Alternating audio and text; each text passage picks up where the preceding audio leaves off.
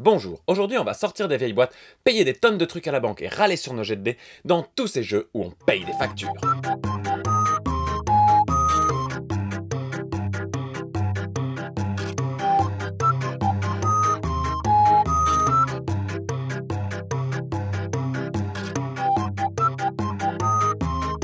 Remontons dans le temps, à cette époque bénie où j'étais un enfant. Ah non, pas époque bénie, parce que à la maison, comme jeu, on n'avait que ces trucs-là.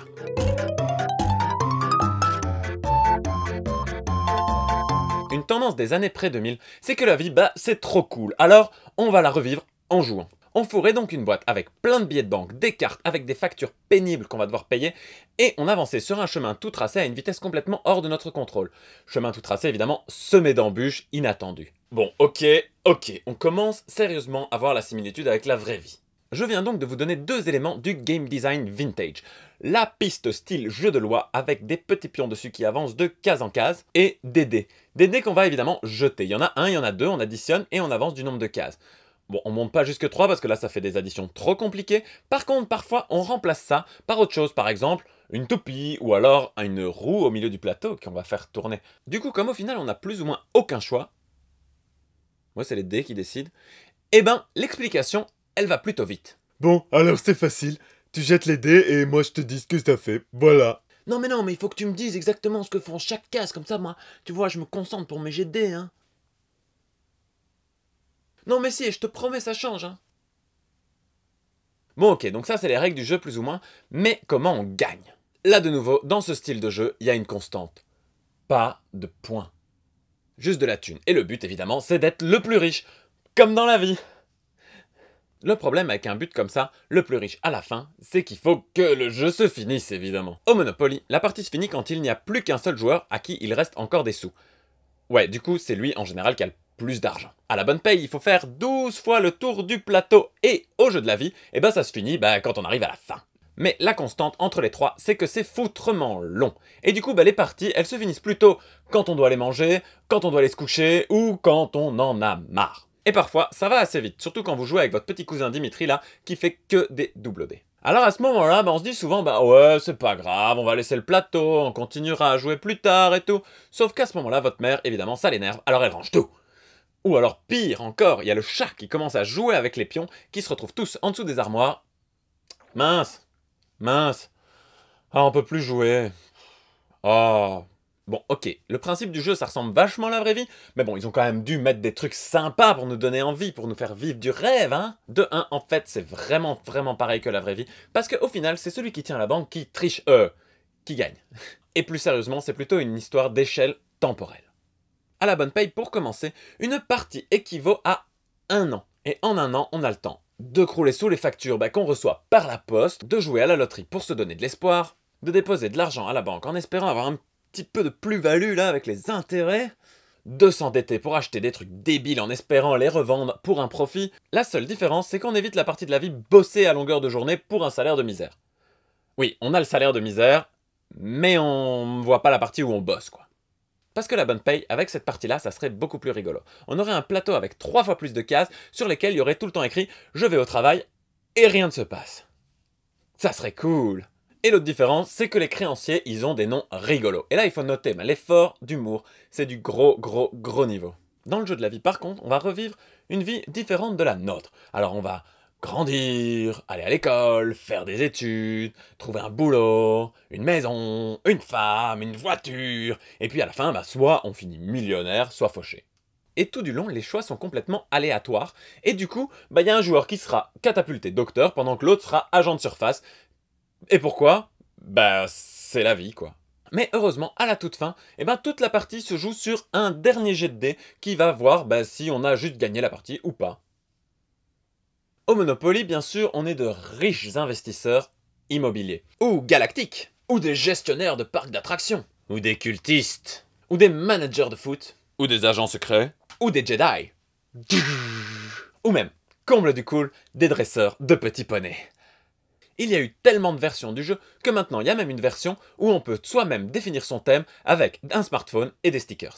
Mais quoi qu'il arrive, il y a des planètes, des rues, des attractions, que sais-je, qui nous intéressent. On va les acheter, ou pas, et des gens vont tomber dessus, ou pas, et nous payer des trucs, ou pas. Quoi, qu'est-ce qu'il y a? Quoi, les gens connaissent les règles du Monopoly?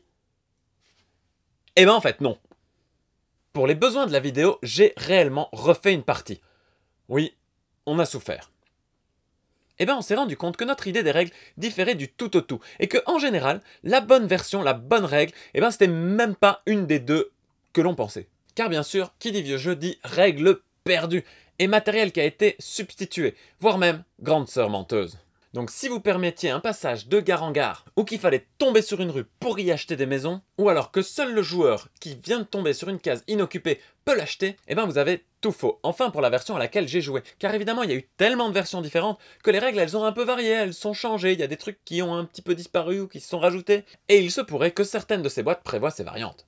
C'est un peu triste considérant qu'à la base ils avaient vraiment fait des efforts pour conserver l'équilibrage original du jeu. Ils ont fait ça selon le vrai taux de change de 1 dollar qui vaut 100 francs français, qui vaut 1 euro. Ouais, c'est un jeu pour enfants, hein. Attention, le secret que je vais vous transmettre va vous permettre de gagner toutes vos parties de Monopoly du futur. Un truc qui est rigolo au niveau équilibrage dans le Monopoly, c'est que toutes les rues ne sont pas égales. Oui, je sais, il y en a qui coûtent plus cher, qui vont nous rapporter plus d'argent, il y en a qui ont un meilleur rapport qualité-prix avec les maisons qu'on va pouvoir acheter moins cher par rapport à ce que ça nous rapporte. Mais surtout, il y a des rues sur lesquelles on tombe plus souvent. Et ça a été prouvé par des études statistiques.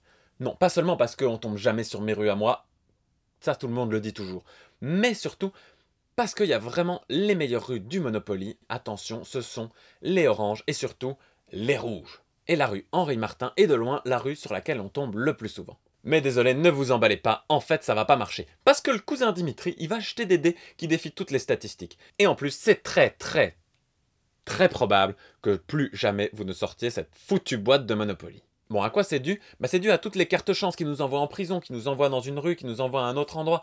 Celles-là, elles sont juste pas du tout équilibrées. Et au fait que quand on jette 2 dés, on additionne, et ben en général, on tombe sur 6, 7 ou 8. Les autres chiffres deviennent beaucoup plus improbables. Et du coup, les joueurs qui démarrent vont à chaque fois se retrouver dans une espèce de zone statistique qui est finalement limitée. Et certaines rues, eh ben, on n'y tombe presque jamais. Alors comment sauver ces jeux de l'oubli interludothécaire dans lequel ils sont destinés? La bonne paye pourrait très bien fonctionner avec le système de jeu de loi moderne qu'il y a dans Tokaido, où à chaque fois le joueur le plus en arrière avance du nombre de cases qu'il a envie. On ajouterait le fait de devoir payer si on avance de beaucoup de cases, et le fait que tous les courriers que l'on devrait recevoir, on les reçoit. On rajoute une petite règle comme quoi il n'y a qu'un seul joueur sur chaque case, du coup tout le monde s'agglutine pas sur les transactions, et puis sur les faites vos ventes, puis sur les transactions, parce qu'on peut pas s'agglutiner. Et oui, le système va faire que certains joueurs vont rester avantagés pendant toute la partie, mais en même temps c'est l'idée du jeu quoi, hein. Le Monopoly est basé sur une mécanique qui est plutôt sympa en fait, et ça pourrait même faire un assez bon jeu de gestion.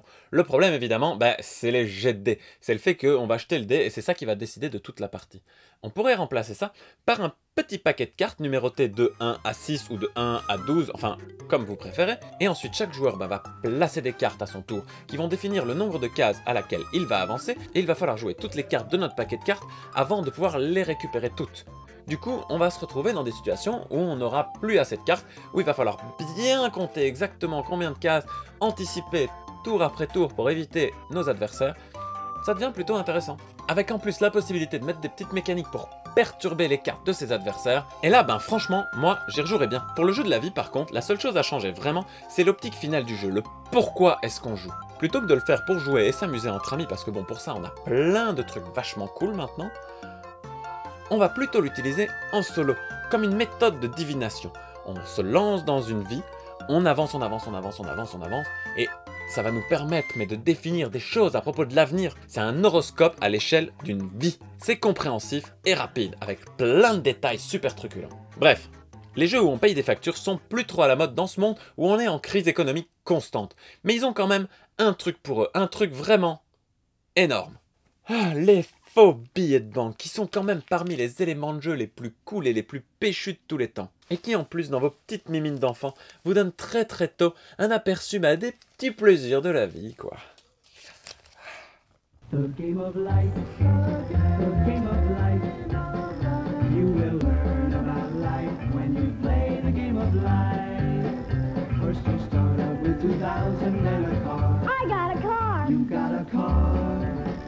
Then you may go straight to college just to get a lot of knowledge. Do business if you think you'll go as far. I'll be a star. game of life, the game of life. Pay me. I'll get revenge. You'll get revenge, I've got revenge. got revenge. Milton Bradley.